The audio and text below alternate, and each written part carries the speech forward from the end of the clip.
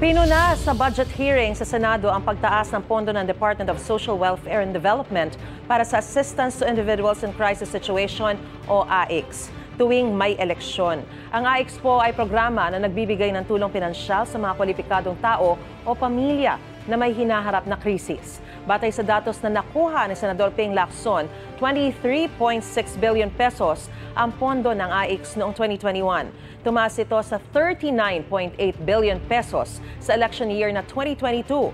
Bumaba ulit noong 2023 at 2024 at lumobo sa mahigit 44 billion pesos ngayong 2025. Sa datos ngayong 2025, pinakamalaki ang alokasyon ng AICS budget sa 1st at 2nd districts ng Davao City. Pinakamaliit naman sa 1st at 2nd districts ng Sulu. Paniwala ni Lacson na gagamit sa politika ang AICS imbes na sa totoong tulong sa mga nangangailangan. Tanong ko, anong crisis meron sa Davao City na wala sa Sulu?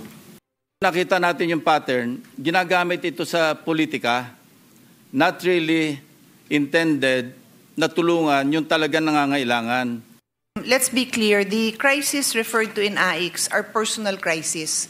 When we speak of these areas, I would say, Mr. President, all over the country, there are families in crisis, personal crisis. So, meron talaga.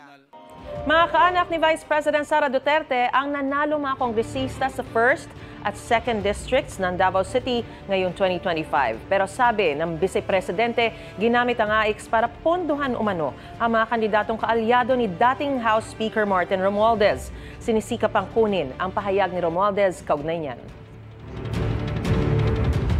Ginamit nila ang AICS to fund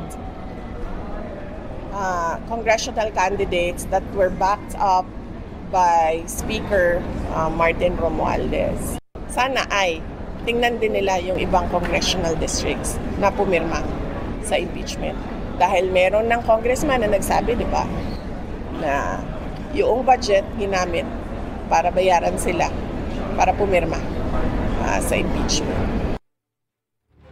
Gusto mo bang mauna sa mga balita? Mag-subscribe na sa GMA Integrated News sa YouTube at tumutok sa unang balita.